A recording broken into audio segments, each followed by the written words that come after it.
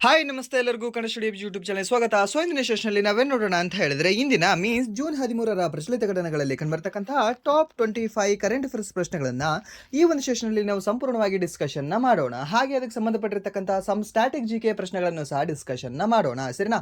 So ಹಾಗಾದ್ರೆ ಬನ್ನಿ ವಿಡಿಯೋನ ಸ್ಟಾರ್ಟ್ ಮಾಡುವ. ವಿಡಿಯೋ ಸ್ಟಾರ್ಟ್ ಮಾಡೋಣ ಮುಂಚೆ ವಿಡಿಯೋ ಕೊನೆವರೆಗೂ ನೋಡಿ ಅಂತ ಹೇಳ್ತಾ, ಹಾಗೆ ವಿಡಿಯೋ ಕೊನೆವರೆಗೂ ನೋಡಿದ ನಂತರ ವಿಡಿಯೋ ಇಷ್ಟ ಆದರೆ ಪ್ಲೀಸ್ ವಿಡಿಯೋನ ಲೈಕ್ ಮಾಡಿ, ಸಬ್ಸ್ಕ್ರೈಬ್ ಮಾಡಿ. ಇಫ್ ನಿಮಗೆ ವಿಡಿಯೋ ಇಷ್ಟ ಆಗಲಿಲ್ಲ ಅಂದ್ರೆ ಸೊ ಬಿಸ್ಲಿ ಡಿಸ್ಲೈಕ್ ಮಾಡಿ ಅಂತ ಹೇಳ್ತಾ, ಹಾಗೆ ನಾವು ಇಲ್ಲಿವರೆಗೂ ಮಾಡಿರ್ತಕ್ಕಂಥ ಕರೆಂಟ್ ಅಫೇರ್ಸ್ ಕ್ಲಾಸ್ಗಳನ್ನು ಯಾರು ನೋಡಿಲ್ಲ ಅಲ್ವಾ, ಪ್ಲೀಸ್ ನೀವು ಪ್ಲೇ ಲಿಸ್ಟ್ ಹೋಗಿ ಚೆಕ್ ಮಾಡ್ಕೊಂಡು ನೋಡ್ಕೊಳ್ಳಿ. ಆ್ಯಂಡ್ ನೆಕ್ಸ್ಟ್ ಇನ್ನೂ ಸಹ ಕೇಳ್ತಾ ಇದ್ರಿ ಏನು ಅಂತಂದರೆ ಅಪ್ಕಮಿಂಗ್ NTPC ಎಕ್ಸಾಮ್ಗಳಿಗೆ ಹಾಗೆ RRB ಎಕ್ಸಾಮ್ಗೆ ಮತ್ತು SSC ಎಕ್ಸಾಮ್ಗೆ ಸರ್ ಲಾಸ್ಟ್ 6 ಮಂತಿನ ಕರೆಂಟ್ ಅಫೇರ್ಸ್ ಮಾಡಿಕೊಡಿ ಅಂತ. ಓಕೆ, ಸೊ ಅದು ಕ್ವಶನ್ಸ್ಗಳ ಕಲೆಕ್ಟ್ ಮಾಡ್ತಾ ಇದ್ದೀವಿ ಆ್ಯಂಡ್ ನೆಕ್ಸ್ಟ್ PPT ಸಹ ರೆಡಿ ಆಗ್ತಾ ಇದ್ದಾವೆ. ಸೊ ದ್ಯಾಟ್ಸ್ ವೈ ಈ ವಿದಿನ್ ಅ ವೀಕ್, ಇವಾಗ ನೆಕ್ಸ್ಟ್ ವೀಕ್ ಏನಿದೆ ಅಲ್ವಾ, ನೆಕ್ಸ್ಟ್ ವೀಕಲ್ಲಿ ನಿಮಗೆ ಆ ಒಂದು ಕ್ವಶನ್ಗಳ ಒಂದು ಸರಣಿ ಸಿಗ್ತದೆ ನಿಮಗೆ, ಸರಿಯಾ? ಸೊ ಹಾಗಾದರೆ ಬನ್ನಿ ತಡ ಮಾಡೋದು ಬೇಡ, ಮೊದಲ ಪ್ರಶ್ನೆ ಏನಿದೆ ಅಂತ ನೋಡುವ. ಏನಿದೆ ಮೊದಲ ಪ್ರಶ್ನೆ?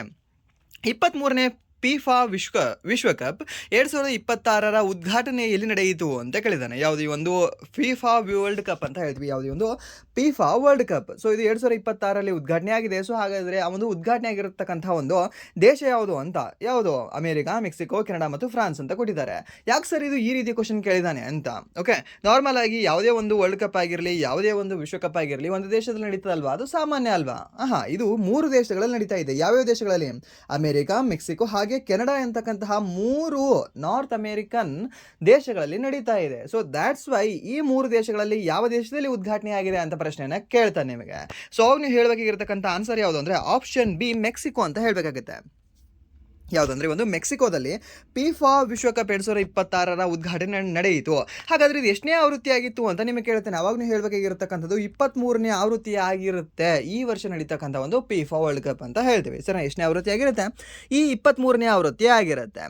ಸೊ ಇದನ್ನ ನೆನ್ಪಿಟ್ಕೊಳ್ಳಿ, ಇದನ್ನು ನಿಮಗೆ ಕೇಳೋ ಚಾನ್ಸಸ್ ಇರುತ್ತೆ. ಆ್ಯಂಡ್ ನೆಕ್ಸ್ಟ್ ಈ ಸ್ಟೇಡಿಯಂ ಹೆಸರು ಕೇಳಬಹುದು ನಿಮಗೆ. ಈ ಸ್ಟೇಡಿಯಂ ಹೆಸರು ಏನಿದೆ ಅಂತಂದರೆ ಎಸ್ಟಾಡಿಯೋ ಅಜ್ಟೆಕಾ ಅಂತ ಬರುತ್ತೆ. ಏನಂತ ಬರುತ್ತೆ? ಎಸ್ಟಾಡಿಯೋ ಅಜ್ಟೆಕಾ ಅಂತಕ್ಕಂಥ ಸ್ಟೇಡಿಯಮಲ್ಲಿ ಮೊದಲ ಮ್ಯಾಚ್ ನಡೀತಾ ಇದೆ. ಓಕೆ, ಸೊ ಇದು ಸಹ ನಿಮಗೆ ಕೇಳೋ ಚಾನ್ಸಸ್ ಇರಬಹುದು, ಇದನ್ನು ಸಹ ನೀವು ನೆನ್ಪಿಟ್ಕೊಳ್ಳಿ. ಆ್ಯಂಡ್ ನೆಕ್ಸ್ಟ್ ಟೋಟಲಿ ಎಷ್ಟು ಟೀಮ್ಗಳು ಇದರಲ್ಲಿ ಪಾರ್ಟಿಸಿಪೇಟ್ ಮಾಡ್ತವೆ ಅಂತ ನಿಮಗೆ ಕೇಳಬಹುದು, ಸರಿನಾ? ಅವಾಗೂ ಹೇಳಬೇಕಾಗಿರ್ತಕ್ಕಂಥ ಆನ್ಸರ್ ಏನು ಅಂತಂದರೆ 48 ಟೀಮ್ಗಳು ಭಾಗವಹಿಸ್ತಾ ಇದ್ದಾವೆ, ಸರಿನಾ? ಸೊ ಏನಿಲ್ಲ, 2-50 ಅಂತ ನೆನ್ಪಿಟ್ಕೊಳ್ಳಿ. ಎಷ್ಟು? 2 ಕಡಿಮೆ 50 ಅಂತ ನೆನ್ಪಿಟ್ಕೊಳ್ಳಿ. ಈಸಿಯಾಗಿ ನೆನ್ಪಿಡಿದ್ರೆ 48 ಅಂತಕ್ಕಂಥ ನಂಬರ್.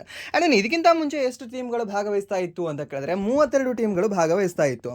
ಮೀನ್ಸ್ 2022ರಲ್ಲಿ ನಡೆದಿತ್ತಲ್ವಾ? ಎಲ್ಲಿ ನಡೆದಿತ್ತು? ಕತಾರಲ್ಲಿ ನಡೆದಿತ್ತು. ಓಕೆ, ಯಾರು ವಿನ್ ಆಗಿದ್ರು 22ನೇ ಒಂದು ಸರಣಿಯನ್ನು? ಅರ್ಜೆಂಟೀನಾ ವಿನ್ ಆಗಿತ್ತು ಅಲ್ವಾ? ಸೊ ಆ ಒಂದು ಸರಣಿಯಲ್ಲಿ ಆ್ಯಂಡ್ ದೆನ್ ಆ ಒಂದು ವರ್ಷದಲ್ಲಿ ಏನು ಅಂತಂದರೆ 32 ಟೀಮ್ಗಳು ಪಾರ್ಟಿಸಿಪೇಟ್ ಮಾಡಿತ್ತು. ಬಟ್ ಈ ವರ್ಷ ಏನಿದೆ ಅಂತಂದರೆ 32ರಿಂದ ಹೆಚ್ಚಿಗೆ ಮಾಡಿ 48 ತಂಡಗಳನ್ನು ಈ ವರ್ಷ ಆಟ ಆಡಿಸ್ತಾ ಇದ್ದಾರೆ, ಸರಿನಾ? ಸೊ ಇದು ಇಂಪಾರ್ಟೆಂಟ್ ಆಗುತ್ತೆ, ನೆನ್ಪಿಟ್ಕೊಳ್ಳಿ. ಆ್ಯಂಡ್ ದೆನ್ ಇದು ನಿಮಗೆ ಕೇಳ್ತಕ್ಕಂಥ ಒಂದು ಚಾನ್ಸಸ್ ಜಾಸ್ತಿ ಇದೆ. ಆ್ಯಂಡ್ ದೆನ್ ನೆಕ್ಸ್ಟ್ ಟೋಟಲಿ ಎಷ್ಟು ಮ್ಯಾಚ್ಗಳು ಅಂತ ಕೇಳ್ಬೋದು? 104 ಮ್ಯಾಚ್ಗಳು ಅನ್ನೋದು ಸಹ ನಿಮಗೆ ಸ್ವಲ್ಪ ಸೈಡ್ ವಿಂಗಲ್ಲಿ ಗೊತ್ತಿದ್ರೆ ಸಾಕು. ಆ್ಯಂಡ್ ನೆಕ್ಸ್ಟ್ ಪ್ರಶ್ನೆ, ಮಹಿಳಾ T20 ವಿಶ್ವಕಪ್ನ ಯಾವ ಆವೃತ್ತಿಯು ಇಂಗ್ಲೆಂಡ್ ಮತ್ತು ವೇಲ್ಸ್ನಲ್ಲಿ ಆಯೋಜನೆ ಆಗಲಿದೆ ಅಂತ ಕೇಳಿದ್ದಾನೆ. ಯಾವುದು ಈ ಒಂದು ಮಹಿಳಾ T20 ವಿಶ್ವಕಪ್ ಅಂತ ಹೇಳ್ತೀವಿ, ಎಷ್ಟನೇ ಆವೃತ್ತಿ ಆಗಿರ್ಬೋದು ಇದು? ಹೇಳ್ಬೋದಾ ಎಷ್ಟನೇ ಆವೃತ್ತಿ ಆಗಿರ್ಬೋದು ಇದು ಅಂತ? ಸೊ ಇದು ಏನಿಲ್ಲ, ಲಾಸ್ಟ್ ಯಾವುದು ಮೆನ್ಸ್ T20 ವರ್ಲ್ಡ್ ಕಪ್ ಐತಲ್ವಾ? ಸೊ ನಮ್ಮ ಇಂಡಿಯಾ ವಿನ್ ಆಯ್ತಲ್ವಾ ಅಲ್ವಾ? ಸೊ ಮೀನ್ಸ್ ಹಾಗಾದರೆ ಅದು ಎಷ್ಟನೇ ಆವೃತ್ತಿ ಆಗಿತ್ತು? ನಿಮಗೆ ಸಾಕಷ್ಟು ಬಾರಿ ಹೇಳಿದ್ದೀನಿ 10ನೇ ಆವೃತ್ತಿ ಆಗಿತ್ತು ಅಂತ. ಸೊ ಮೀನ್ಸ್ ಇದು ಸಹ 10ನೇ ಆವೃತ್ತಿನೇ ಆಗಿದೆ, ಸಿಂಪಲ್. ಓಕೆ, ಸೊ 9ನೇ ಆವೃತ್ತಿ ಯಾರು ಗೆದ್ದಿದ್ರು ಪುರುಷರಲ್ಲಿ? ಮೆನ್ಸಲ್ಲಿ ಯಾರು ಗೆದ್ದಿದ್ರು ಅಂತ ಕೇಳಿದ್ರೆ ಇಂಡಿಯಾ ಗೆದ್ದಿತ್ತು. ಆ್ಯಂಡ್ ದೆನ್ 10ನೇ ಆವೃತ್ತಿ ಯಾರು ಗೆದ್ದಿದ್ರು ಈ ಒಂದು ಮೆನ್ಸಲ್ಲಿ ಅಂತ ಕೇಳಿದ್ರೆ ಅದು ಸಹ ಇಂಡಿಯಾ ಗೆದ್ದಿತ್ತು, ಸರಿನಾ? ಸೊ ಒಂದು ರೋಹಿತ್ ಶರ್ಮಾ ಅವರ ನಾಯಕತ್ವದ ಅಡಿಯಲ್ಲಿ, ಇನ್ನೊಂದು ಯಾವುದು ಅಂದರೆ ಈ ಒಂದು ಸೂರ್ಯಕುಮಾರ್ ಯಾದವ್ ಅವರ ನಾಯಕತ್ವದ ಅಡಿಯಲ್ಲಿ. ಆ್ಯಂಡ್ ದೆನ್ ಹಾಗಾದರೆ ವುಮೆನ್ಸಲ್ಲಿ 9th ಎಡಿಷನ್ ಯಾರು ವಿನ್ ಆಗಿದ್ರು? ಸರ್ ನ್ಯೂಜಿಲೆಂಡ್ ಅವರು ವಿನ್ ಆಗಿದ್ರು ಅಲ್ವಾ? ಸೊ ನ್ಯೂಜಿಲೆಂಡ್ ಅವರು ವಿನ್ ಆಗಿದ್ರು ಯಾರ ಒಂದು ನಾಯಕತ್ವದ ಅಡಿಯಲ್ಲಿ? ಸೂಫಿ ಡಿವೈನ್ ಅವರ ನಾಯಕತ್ವದ ಅಡಿಯಲ್ಲಿ ಅಂತ ಹೇಳ್ತೇವೆ. ಆ್ಯಂಡ್ ನೆಕ್ಸ್ಟ್ 10ನೇ ಆವೃತ್ತಿ ಇವಾಗ ಪ್ರಸ್ತುತ ನಡೀತಾ ಇದೆ. ಎಲ್ಲಿ ನಡೀತಾ ಇದೆ ಅಂದರೆ ಅದು ಇಂಗ್ಲೆಂಡ್ ಮತ್ತು ವೇಲ್ಸ್ನಲ್ಲಿ ನಡೀತಾ ಇದೆ. ವೇಲ್ಸ್ ಅನ್ನೋದು ಒಂದು ಸಿಟಿನ ಅಥವಾ ಒಂದು ದೇಶವಾ ಅಂತ ಕೇಳಿದ್ರೆ ವೇಲ್ಸ್ ಅಂತಕ್ಕಂಥದ್ದು ಒಂದು ದೇಶವಾಗಿದೆ, ಈ ಒಂದು UK ಕಂಡು ಬರತಕ್ಕಂಥ ಒಂದು ದೇಶ ಅಂತ ಹೇಳ್ತೀವಿ. ಹಾಗಾದರೆ ಇದು ಎಷ್ಟನೇ ಆವೃತ್ತಿ? 10ನೇ ಆವೃತ್ತಿ ಅಂತ ಹೇಳ್ತೀವಿ. ಸೊ ಇದನ್ನು ಸಹ ನೀವು ನೆನ್ಪಿಟ್ಕೊಳ್ಳಿ. ಆ್ಯಂಡ್ ಇದ್ರ ವಿನ್ನರ್ ಸಹ ನಿಮಗೆ ಕೇಳೋ ಚಾನ್ಸಸ್ ಸಾಕಷ್ಟು ಇರುತ್ತೆ. ಇದು ಫುಲ್ ಟೂರ್ನಿ ಮುಗಿದ ನಂತರ winner and then highest run getter and then from India who is the highest run getter ಅಂತ ನೀವು ಸಹ ನೆನ್ಪಿಟ್ಕೊಳ್ಬೇಕಾಗುತ್ತೆ. And then highest wicket taker if ಏನಾದರೂ ಅವರು ಇಂಡಿಯಾದವರು ಆಗಿದ್ರೆ. ಓಕೆ, ಸೊ ಅದನ್ನು ನೀವು ನೆನ್ಪಿಟ್ಕೊಂಡ್ರೆ ಉತ್ತಮ. ಆ್ಯಂಡ್ ದೆನ್ ಅದನ್ನು ಕೇಳ್ತಾನೆ, ಯಾಕೆಂದರೆ ಆಲ್ರೆಡಿ ನಿಮಗೆ T20 ವರ್ಲ್ಡ್ ಕಪ್ ಪುರುಷರ ಮೇಲೆ ಸಾಕಷ್ಟು ಪ್ರಶ್ನೆಗಳನ್ನು ಕೇಳಿದ್ದಾನೆ ಲಾಸ್ಟ್ ವರ್ಷದಲ್ಲಿ, ಹಾಗೆ ಈ ವರ್ಷ ನಡೆದಿರತಕ್ಕಂಥ RRB ಎಕ್ಸಾಮ್ಗಳಲ್ಲಿ. ಓಕೆ, ಆ್ಯಂಡ್ ದೆನ್ ನೆಕ್ಸ್ಟ್ 114ನೇ ಅಂತಾರಾಷ್ಟ್ರೀಯ ಕಾರ್ಮಿಕ ಸಮ್ಮೇಳನ ಯಾವುದು? 114ನೇ ಅಂತಾರಾಷ್ಟ್ರೀಯ ಕಾರ್ಮಿಕ ಸಮ್ಮೇಳನವನ್ನು ಈ ಕೆಳಗಿನ ಯಾವ ಸ್ಥಳದಲ್ಲಿ ಆಯೋಜಿಸಲಾಗಿತ್ತು ಅಂತ ಕೇಳಿದ್ದಾನೆ. ಎಲ್ಲಿ ಆಯೋಜಿಸಲಾಗಿತ್ತು ಅಂತ, ಎಲ್ಲಿ ಆಯೋಜನೆ ಮಾಡಲಾಗಿರ್ಬೋದು ಇದನ್ನು? ಎಲ್ಲಿ ಅಂದರೆ option A New Delhi, option B Geneva, option C Paris, option D ಏನಿದೆ ಅಂದರೆ ನ್ಯೂಯಾರ್ಕ್ ಅಂತ ಕೊಟ್ಟಿದ್ದಾರೆ. ILO ಕೇಂದ್ರ ಕಚೇರಿ ಎಲ್ಲಿ ಕಂಡುಬರುತ್ತೆ ಹೇಳ್ಬೋದಾ? ಯಾವುದು? ILO ಇಂಟರ್ನ್ಯಾಷನಲ್ ಲೇಬರ್ ಆರ್ಗನೈಸೇಷನ್ ಅಂತ ಹೇಳ್ತೀವಿ, ಅಂತಾರಾಷ್ಟ್ರೀಯ ಕಾರ್ಮಿಕ ಎಂತ ಹೇಳ್ಬೋದು ಆರ್ಗನೈಸೇಷನ್. ಓಕೆ, ಸೊ ಮೀನ್ಸ್ ಆ ಒಂದು ಆರ್ಗನೈಸೇಷನ್ ಎಲ್ಲಿ ಕಂಡುಬರುತ್ತೆ, ಅದರ ಒಂದು ಕೇಂದ್ರ ಕಚೇರಿ ಎಲ್ಲಿ ಕಂಡುಬರುತ್ತೆ ಅಂದರೆ ದ್ಯಾಟ್ ಈಸ್ ಇನ್ ಜಿನೆವಾ ಅಂತ ಹೇಳ್ತೀವಿ. ಎಲ್ಲಿ ಕಂಡುಬರುತ್ತೆ ಅಂದರೆ ಒಂದು ಜಿನೆವಾದಲ್ಲಿ ಕಂಡುಬರುತ್ತೆ.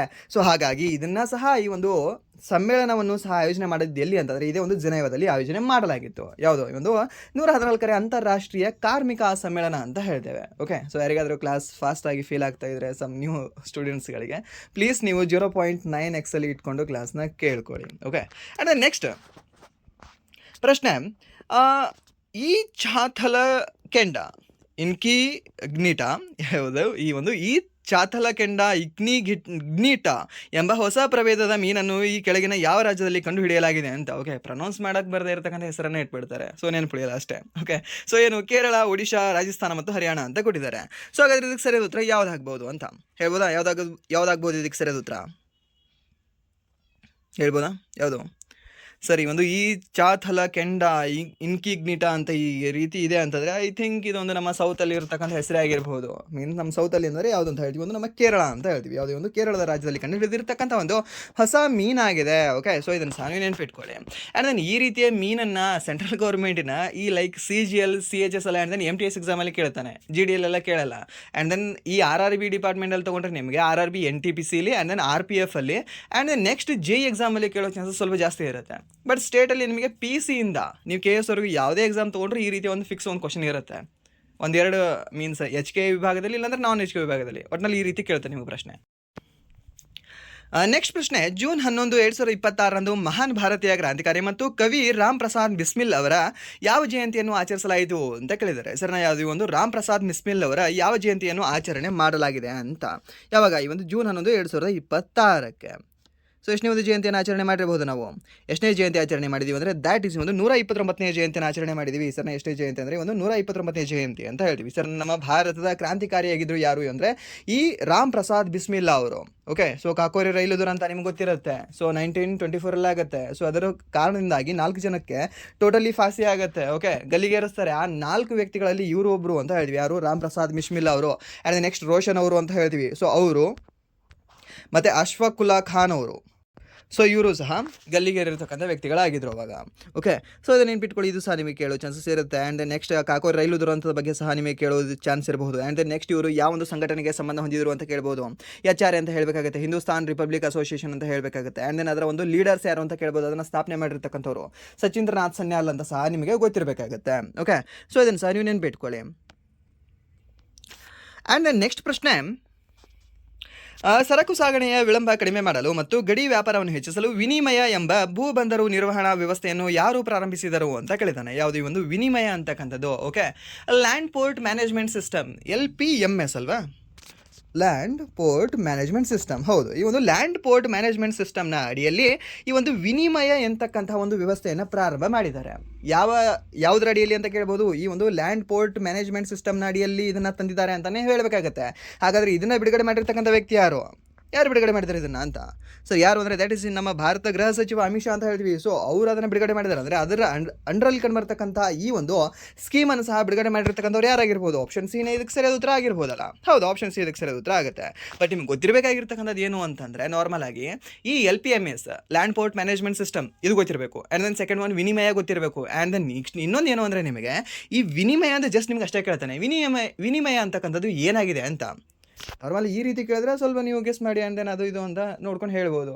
ಓಕೆ, ಬಟ್ ನಿಮಗೆ ಅನಲೈಟಿಕಲ್ ಥಿಂಕಿಂಗ್ ನಿಮ್ದು ಹೇಗಿದೆ ಅಂತ ಚೆಕ್ ಮಾಡೋಕ್ಕೆ ನಿಮ್ಮ ಕ್ವಶನ್ ಏನಾದರೂ ವಿನಿಮಯ ಅಂತಕ್ಕಂಥದ್ದೇ ಏನಾಗಿದೆ ಅಂತ ನಿಮಗೆ ಕೇಳಿದ್ರೆ ಯಾವ ಒಂದು ಇಲಾಖೆಗೆ ಸಂಬಂಧಪಟ್ಟಿದೆ ಅಂತ ಕೇಳಿದ್ರೆ ಅವಾಗ ನೀವು ಸ್ವಲ್ಪ ಕನ್ಫ್ಯೂಷನ್ ಆಗ್ತೀರಾ. ಅವಾಗ ನಿಮ್ಗೆ ಗೊತ್ತಿರಲಿ ವಿನಿಮಯ ಅಂತಕ್ಕಂಥದ್ದು ಈ ಒಂದು ಭೂ ಬಂದರು ನಿರ್ವಹಣಾ ವ್ಯವಸ್ಥೆ ಆಗಿದೆ ಅಂತ ನೀವು ಹೇಳಬೇಕಾಗುತ್ತೆ. ಆ್ಯಂಡ್ ದೆನ್ ನೆಕ್ಸ್ಟ್ ದೀಪಕ್ ಅನ್ನೋದು ಏನಾಗಿದೆ?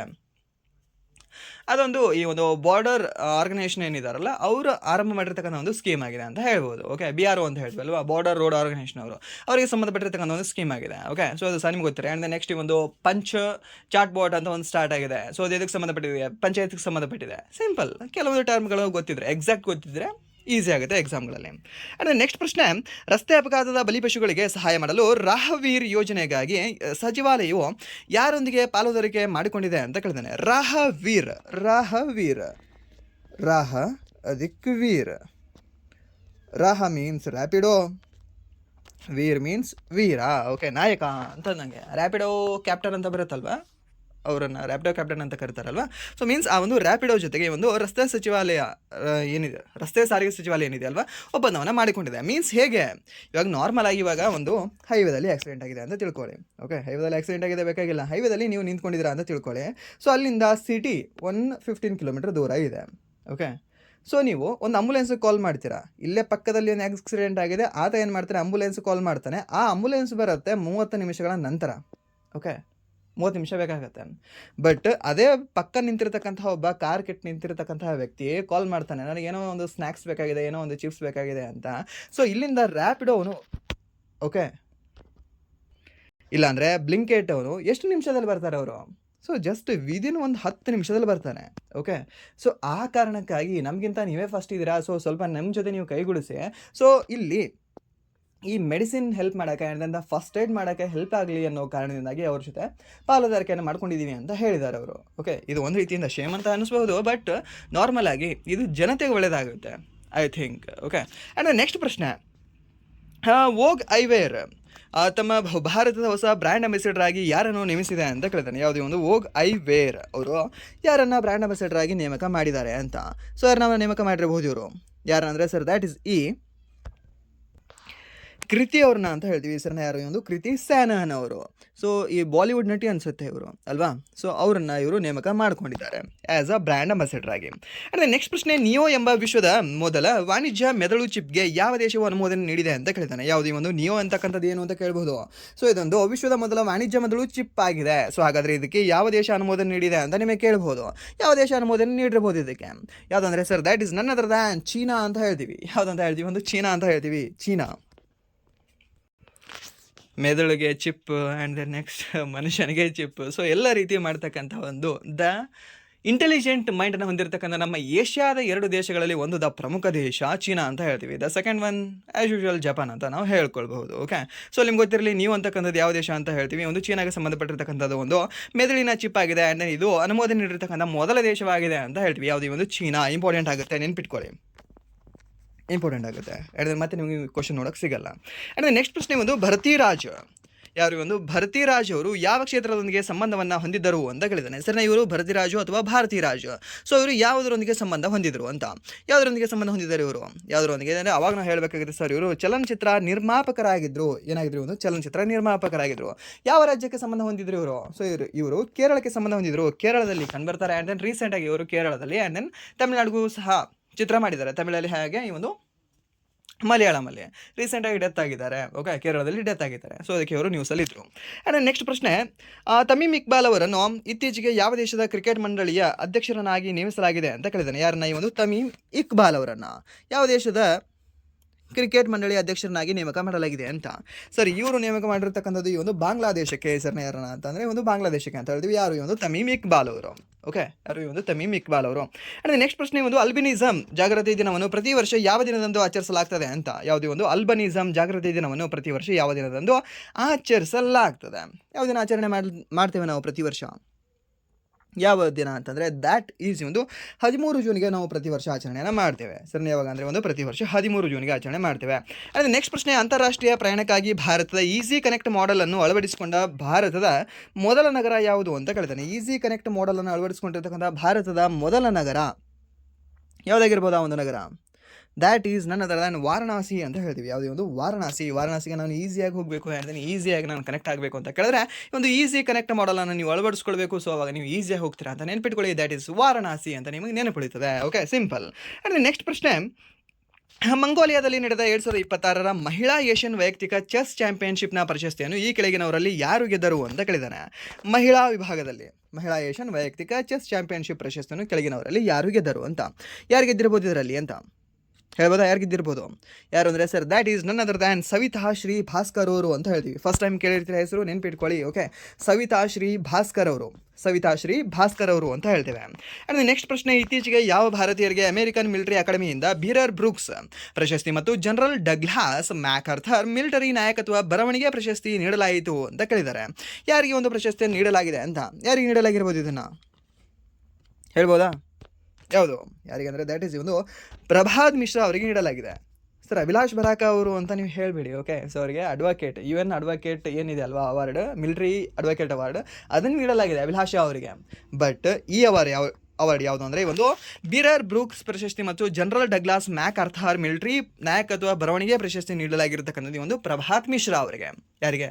ಪ್ರಭಾತ್ ಮಿಶ್ರಾ ಅವರಿಗೆ. ಇದನ್ನು ಸಹ ನೀವು ನೆನ್ಪಿಟ್ಕೊಳ್ಳಿ. ಅಂದರೆ ನೆಕ್ಸ್ಟ್ ಪ್ರಶ್ನೆ, ಸರ್ಕಾರಿ ಉದ್ಯೋಗಗಳಿಗಾಗಿ ಇಬ್ಬರು ಮಕ್ಕಳ ನಿಯಮವನ್ನು ಇತ್ತೀಚೆಗೆ ಯಾವ ರಾಜ್ಯ ಸರ್ಕಾರ ತೆಗೆದು ಹಾಕಿದೆ ಅಂತ ಕೇಳಿದಾನೆ. ಯಾವ ರಾಜ್ಯ ಸರ್ಕಾರ ಇದನ್ನು ತೆಗೆದು ಹಾಕಿರ್ಬೋದು ಹೇಳ್ಬೋದಾ? ಯಾವ ರಾಜ್ಯ ಸರ್ಕಾರ ಅದು?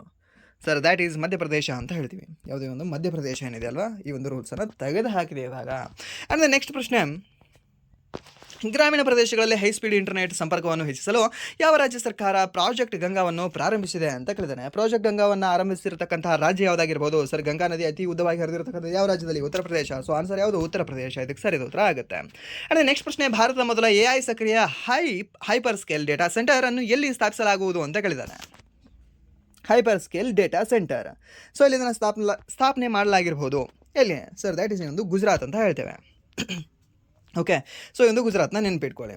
ಗುಜರಾತಲ್ಲಿ ಒಂದು AI ಸಕ್ರಿಯ means AI active hyperscale data ಸೆಂಟರನ್ನು ಆರಂಭ ಮಾಡಲಾಗಿದೆ.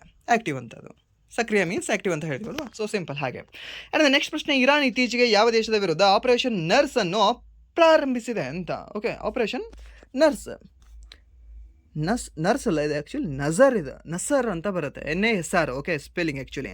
ಸೊ ಇದು ಯಾವ ದೇಶದ ವಿರುದ್ಧ ಇವರು ಆರಂಭ ಮಾಡಿರ್ಬೋದು? ಒಂದು ಅಮೇರಿಕಾ, ಇಲ್ಲಾಂದರೆ ಇಸ್ರೇಲ್. ಸೊ ಇವಾಗ ನಿಯರ್ ಬೈ ಯಾವುದಿದೆ? ಸರ್ ಇಸ್ರೇಲ್ ಇದೆ. ಸೊ ಮೀನ್ಸ್ ಒಂದು ಇಸ್ರೇಲ್ನ ವಿರುದ್ಧ ಈ ಒಂದು ನಸರ್ ಅಥವಾ ಈ ಒಂದು ನಸ್ರ್ ಅಂತ ಹೇಳ್ತೀವಿ, ಆ ಒಂದು ಆಪರೇಷನ್ನ ಆರಂಭ ಮಾಡಲಾಗಿದೆ. ಯಾರು? ಈ ಒಂದು ಇರಾನ್ ದೇಶದವರು. ಸೊ ಇಂಪಾರ್ಟೆಂಟ್ ಆಗುತ್ತೆ, ಯಾಕೆಂದರೆ ಆಪರೇಷನ್ ಟ್ರೂ ಪ್ರಾಮಿಸ್ನ ಇವ್ರದ್ದು ನೀವು ಕೇಳಿರ್ತೀರಾ ನಾರ್ಮಲ್ ಆಗಿ. ಆಪರೇಷನ್ ಟ್ರೂ ಪ್ರಾಮಿಸ್ ಇವ್ರದ್ದು, ಆ್ಯಂಡ್ ದೆನ್ ಆಪರೇಷನ್ ಲಯನ್ ಅವ್ರದ್ದು, ಆ್ಯಂಡ್ ದೆನ್ ನೆಕ್ಸ್ಟ್ ಇನ್ನೊಂದು ಬರುತ್ತಲ್ಲ ಅಮೇರಿಕಾದವ್ರದ್ದು ಅಲ್ವಾ.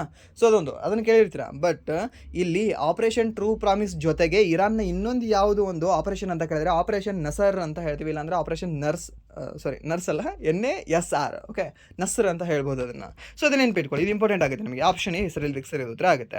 ಅಂದರೆ ನೆಕ್ಸ್ಟ್ ಪ್ರಶ್ನೆ, ಅಂತಾರಾಷ್ಟ್ರೀಯ ಬ್ರಿಕ್ಸ್ ಕೃಷಿ ಸಮ್ಮೇಳನವನ್ನು ಎಲ್ಲಿ ಆಯೋಜಿಸಲಾಗಿತ್ತು ಅಂತ. ಯಾವುದೊಂದು ಬ್ರಿಕ್ಸ್ನ ಕೃಷಿ ಸಮ್ಮೇಳನವನ್ನು ಎಲ್ಲಿ ಆಯೋಜನೆ ಮಾಡಲಾಗಿರ್ಬೋದು ಇದನ್ನು? ಎಲ್ಲಿ ಅಂದರೆ ದ್ಯಾಟ್ ಈಸ್ ಒಂದು ಬ್ರಿಕ್ಸ್ ಅಂತ ಅಂದರೆ, ಆ್ಯಂಡ್ ನೀವು ಒಂದು ಅಗ್ರಿಕಲ್ಚರ್ ಕಾನ್ಫರೆನ್ಸ್ ಅಂದರೆ that is none other than ನೀವು ಒಂದು ಇಂದೋರ್ ಅಂತ ಹೇಳ್ತೀವಿ. ಇಂಡೋರ್ ಅಲ್ಲ, ಇಂಡೋರ್ ಮೀನ್ಸ್ ಒಳಾಂಗಣ, ಇಂದೋರ್ ಇದು. ಓಕೆ, ಎಲ್ಲಿ ಕಂಡುಬರುತ್ತೆ? ಇದು ಕಂಡುಬರ್ತಕ್ಕಂಥ ಒಂದು ಮಧ್ಯಪ್ರದೇಶದಲ್ಲಿ ಕಂಡುಬರುತ್ತೆ. ಅಂದರೆ ನೆಕ್ಸ್ಟ್ ಪ್ರಶ್ನೆ, ಮಹಿಳಾ ಸುರಕ್ಷತೆಯನ್ನು ಖಾತ್ರಿಪಡಿಸಲು ಸ್ತ್ರೀ ರೈಡ್ ಎಂಬ ಉಪಕ್ರಮವನ್ನು ಯಾವ ರಾಜ್ಯ ಸರ್ಕಾರ ಪ್ರಾರಂಭಿಸಿದೆ ಅಂತ ಕೇಳಿದ್ದಾನೆ. ಸ್ತ್ರೀ ರೈಡನ್ನು ಪ್ರಾರಂಭ ಮಾಡಿರ್ತಕ್ಕಂಥ ರಾಜ್ಯ ಯಾವುದು ಅಂತ? ಯಾವುದು ಅಂದರೆ ಸರ್ ದ್ಯಾಟ್ ಈಸ್ ಈ ಒಂದು ತೆಲಂಗಾಣ ಅಂತ ಹೇಳ್ತೀವಿ. ಯಾವುದೇ ಒಂದು ತೆಲಂಗಾಣ, ನಮ್ಮ ಪಕ್ಕದ ರಾಜ್ಯ ತೆಲಂಗಾಣ. ಅಂದರೆ ನೆಕ್ಸ್ಟ್ ಪ್ರಶ್ನೆ, ಸುದ್ದಿಯಲ್ಲಿದ್ದ view from the east wing memoir ಪುಸ್ತಕದ ಲೇಖಕರು ಯಾರು ಅಂತ ಕೇಳಿದಾನೆ. ಯಾವುದು? View from the east wing memoir ಪುಸ್ತಕದ ಲೇಖಕರು ಯಾರು ಅಂತ. ಯಾರಾಗಿರ್ಬೋದು? ಮೆಲಾನಿಯಾ ಟ್ರಂಪ್ ಅವರು, ಕಮಲಾ ಹ್ಯಾರಿಸ್ ಅವರು, ಬರಾಕ್ ಒಬಾಮಾ ಅವರು, ಜಿಲ್ ಬೈಡನ್ ಅವರು ಅಂತ ಕೊಟ್ಟಿದ್ದಾರೆ. ಸೊ ಇದಕ್ಕೆ ಸರಿ ಉತ್ತರ ಯಾವುದಾಗುತ್ತೆ? ಯಾರು ಅಂದರೆ ಸರ್ ದ್ಯಾಟ್ ಇಸ್ ಒಂದು ಬೈಡನ್ ಅಂತ ಹೇಳ್ತೀವಿ. ಯಾರು ಅಂತ ಹೇಳ್ತೀವಿ? ಒಂದು ಬೈಡನ್ ಅವರು ಅಂತ ಹೇಳ್ತೀವಿ. ಸೊ ಈ ಒಂದು ಬೈಡನ್ ಅವರು view from the east wing memoir ಪುಸ್ತಕವನ್ನು ಬರೆದಿರ್ತಕ್ಕಂತಹ ಲೇಖಕರಾಗಿದ್ದಾರೆ. ಆ್ಯಂಡ್ ನೆಕ್ಸ್ಟ್ ಪ್ರಶ್ನೆ, GI ಟ್ಯಾಗ್ ಪಡೆದ ತೇಜ್ಪುರ್ ಲೀಚಿ ಯಾವ ರಾಜ್ಯಕ್ಕೆ ಸೇರಿದೆ? ಅದರ ಮೊದಲ ಅಂತಾರಾಷ್ಟ್ರೀಯ ಸಾಗಣೆಯನ್ನು ದುಬೈ ಟು ಸಿಂಗಾಪುರಕ್ಕೆ ರಫ್ತು ಮಾಡಲಾಗಿದೆ ಅಂತ ಕೇಳಿದ್ದಾನೆ. ಯಾವುದಿದೆ ಇದು? GI ಟ್ಯಾಗ್ ಪಡೆದಿರತಕ್ಕಂಥ ತೇಜ್ಪುರ್ ಲೀಚಿ ಏನಿದೆ ಅಂದರೆ ವ್ಯಕ್ತಿಯಲ್ಲ, ಇದು ತೇಜ್ಪುರ್ ಲೀಚಿ ಇದೊಂದು ವಸ್ತುವಾಗಿದೆ. ಓಕೆ, ಸೊ ಇದು ಯಾವ ಒಂದು ರಾಜ್ಯದಲ್ಲಿ ಕಂಡುಬರ್ತಕ್ಕಂಥ ಒಂದು GI ಟ್ಯಾಗ್ ಪಡೆದಿರತಕ್ಕಂಥ ವಸ್ತುವಾಗಿದೆ ಅಂತ. ಯಾವ ರಾಜ್ಯ ಇದು? ಸರ್ ಇದು ಕಂಡುಬರ್ತಕ್ಕಂಥದ್ದು ಈ ಒಂದು ಅಸ್ಸಾಮಲ್ಲಿ ಕಂಡುಬರುತ್ತೆ. ಯಾವುದೇ ಒಂದು ಅಸ್ಸಾಮಲ್ಲಿ ಅಂತ ಹೇಳ್ತೀವಿ. ಓಕೆ, ಇಲ್ಲಿ ಅಂದರೆ ಒಂದು ಅಸ್ಸಾಮಲ್ಲಿ ಅಂತ ಹೇಳ್ತೀವಿ. ಆ್ಯಂಡ್ ನೆಕ್ಸ್ಟ್ ಈ ಒಂದು ಮುಘಾ ಸಿಲ್ಕ್ ಎಲ್ಲಿ ಕಂಡುಬರುತ್ತೆ? ಇದೇ ಅಸ್ಸಾಮಲ್ಲಿ ಕಂಡುಬರುತ್ತೆ ನೋಡಿ. ಅದು ಸಹ GI ಟ್ಯಾಗನ್ನು ಪಡೆದುಕೊಂಡಿದೆ. ಸರ್ ನಮ್ಮ ಕರ್ನಾಟಕದಲ್ಲಿ ಮಲ್ಬರಿ ಸಿಲ್ಕ್ ಕಂಡುಬರುತ್ತೆ. ಓಕೆ, ಮಲ್ಬರಿ ಅಂದರೆ ನಮ್ಮ ಕರ್ನಾಟಕ, ಮುಘಾ ಅಂತ ಅಂದರೆ ನಾವು ಅಸ್ಸಾಂ ಅಂತ ಹೇಳ್ತೀವಿ. ಓಕೆ, ಸೊ ಅದು ಸಹ ನಿಮ್ಗೆ ಗೊತ್ತಿರಲಿ. ಆ್ಯಂಡ್ ನೆಕ್ಸ್ಟ್ AFE ಓಕೆ ಇಲ್ಲ, just FE best bank awards 2026ರಲ್ಲಿ ಬ್ಯಾಂಕರ್ ಆಫ್ ದ ಇಯರ್ ಪ್ರಶಸ್ತಿಯನ್ನು ಯಾರಿಗೆ ನೀಡಲಾಗಿದೆ ಅಂತ ಕೇಳಿದ್ದಾರೆ. ಸರ್ನಾ, ಸೊ ಯಾರಿಗೆ ಒಂದು ಪ್ರಶಸ್ತಿ ನೀಡಲಾಗಿರ್ಬೋದು ಅಂತ. ಯಾರಿಗೆ ಅಂದರೆ ಸರ್ ದಟ್ ಈಸ್ ಒಂದು ಬ್ಯಾಂಕರ್ ಆಫ್ ದ ಇಯರ್ ಪ್ರಶಸ್ತಿಯನ್ನು ಸತ್ಯನಾರಾಯಣ ರಾಜ್ ಅವರಿಗೆ ನೀಡಿ ಗೌರವಿಸಲಾಗಿದೆ. Important question for specially banking ಎಕ್ಸಾಮ್ಸ್ಗಳಿಗೆ ಆ್ಯಂಡ್ ನೆಕ್ಸ್ಟ್ RRB ಎಕ್ಸಾಮ್ಸ್ಗಳಿಗೆ ಆ್ಯಂಡ್ ಇವನ್ ಸ್ಟೇಟ್ ಗೌರ್ಮೆಂಟ್ ಎಕ್ಸಾಮ್ಸ್ಗಳಿಗೆ. ಓಕೆ, SSL ಸ್ವಲ್ಪ ಈ ರೀತಿ ಕ್ವಶನ್ ಫ್ರೇಮ್ ಮಾಡಲ್ಲ, ಬಟ್ ಡೌಟು, ಬಟ್ ಮಾಡಲೂಬಹುದು. ಬಟ್ ಇಲ್ಲಿ ಕೇಳ್ತಾನೆ, ಫಿಕ್ಸ್ ಕೇಳ್ತಾನೆ ಈ ರೀತಿಯ ಕ್ವಶನ್ಗಳು. ಓಕೆ, ಯಾಕೆಂದರೆ ಎಕನಾಮಿಕ್ಸ್ ರಿಲೇಟೆಡ್ ಕರೆಂಟ್ ಅಫೇರ್ಸ್ನ ಪಿಕ್ ಮಾಡೋ ಕಾರಣದಿಂದಾಗಿ this is economic related current affairs ಅಂತ ಅನ್ಸ್ಕೊಳ್ಳುತ್ತೆ ಇದು. ಓಕೆ, ಸೊ ಅದಕ್ಕೆ ನಿಮಗೆ ಕೇಳೋ ಚಾನ್ಸಸ್ ಇರುತ್ತೆ, ಸ್ವಲ್ಪ ನೋಡ್ಕೊಳ್ಳಿದ್ದಾನೆ. ಯಾವುದು ಬ್ಯಾಂಕರ್ ಆಫ್ ದ ಇಯರ್ ಪ್ರಶಸ್ತಿಯನ್ನು ನೀಡಿರ್ತಕ್ಕಂಥದ್ದು ಯಾರಿಗೆ ಅಂದರೆ ದಟ್ ಇಸ್ ಒಂದು ಕೆ ಸತ್ಯನಾರಾಯಣ ರಾಜು ಅವರು ಅಂತ ಹೇಳ್ತೀವಿ. ಯಾರು ಒಂದು ಕೆ ಸತ್ಯನಾರಾಯಣ ರಾಜು ಅವರು. ಆ್ಯಂಡ್ ನೆಕ್ಸ್ಟ್ ಈ ಒಂದು ಕ್ಲಾಸಿನ ಕೊನೆಯ ಪ್ರಶ್ನೆ, ಹಾಗೆ ನಿಮ್ಮ ಒಂದು ಹೋಮ್ವರ್ಕ್ ಪ್ರಶ್ನೆ, ಸಿಪ್ರಿ ಇಯರ್ ಬುಕ್ 2026 ಪ್ರಕಾರ ಪರಮಾಣು ಶಸ್ತ್ರಾಸ್ತ್ರಗಳ ವಿಚಾರದಲ್ಲಿ ಭಾರತಕ್ಕೆ ಯಾವ ಸ್ಥಾನವನ್ನು ನೀಡಲಾಗಿದೆ ಅಂತ ಕೇಳಿದ್ದಾನೆ. ಸೊ ಇದನ್ನು ಹೋಮ್ವರ್ಕ್ ಪ್ರಶ್ನೆ ಆಗಿ ತಗೊಳ್ಳಿ. ಆ್ಯಂಡ್ ಈ ಒಂದು ಹೋಮ್ವರ್ಕ್ ಪ್ರಶ್ನೆಗೆ ನೀವು ಕಮೆಂಟ್ ಮಾಡಿ ಉತ್ತರವನ್ನು ತಿಳಿಸಿ ಅಂತ ಹೇಳ್ತಾ, ಆ್ಯಂಡ್ ಇಲ್ಲಿವರೆಗೂ ಕ್ಲಾಸ್ ನೋಡೋದಕ್ಕಾಗಿ ಫಸ್ಟ್ ಆಫ್ ಆಲ್ ಧನ್ಯವಾದಗಳು. ಆ್ಯಂಡ್ ಇಲ್ಲಿವರೆಗೂ ವಿಡಿಯೋ ನೋಡಿ ನಿಮಗೆ ಏನಾದರೂ ವಿಡಿಯೋ ಇಷ್ಟ ಆಗಿದ್ರೆ ಪ್ಲೀಸ್ ವಿಡಿಯೋನ ಲೈಕ್ ಮಾಡಿ, ಸಬ್ಸ್ಕ್ರೈಬ್ ಮಾಡಿ. ಇಫ್ ನಿಮಗೆ ವಿಡಿಯೋ ಇಷ್ಟ ಆಗಲಿಲ್ಲ ಅಂದರೆ ಸೊ ಬಿಸಿ ಡಿಸ್ಲೈಕ್ ಮಾಡಿ ಅಂತ ಹೇಳ್ತಾ, ಹಾಗೆ ಈ ಕಳೆದ 6 ತಿಂಗಳ ದ ಟಾಪ್ 200 ಕ್ವಶನ್ಸ್ಗಳ, ಇಲ್ಲಾಂದರೆ ದ ಟಾಪ್ 400 ಕ್ವಶನ್ಸ್ಗಳು, ಆದರೆ 200 ಇಲ್ಲಾಂದರೆ 400. ಸೊ ಈ ನೆಕ್ಸ್ಟ್ ವೀಕಲ್ಲಿ ನಿಮಗೆ ಅಪ್ಲೋಡ್ ಮಾಡಲಾಗ್ತದೆ. ಓಕೆ, ಸೊ ಇಷ್ಟು ಹೇಳ್ತಾ ಇನ್ನೊಮ್ಮೆ ವಿಡಿಯೋನ ಎಂಡ್ ಮಾಡ್ತಿದ್ದೀನಿ. ಸೊ ಇನ್ನೊಮ್ಮೆ ನಿಮಗೆ ಥ್ಯಾಂಕ್ ಯು ಸೋ ಮಚ್ ಅಂತ ಹೇಳ್ತಾ ವಿಡಿಯೋನ ಇಲ್ಲಿಗೆ ಎಂಡ್ ಮಾಡ್ತೀನಿ. ಒಂದು second, thank you so much.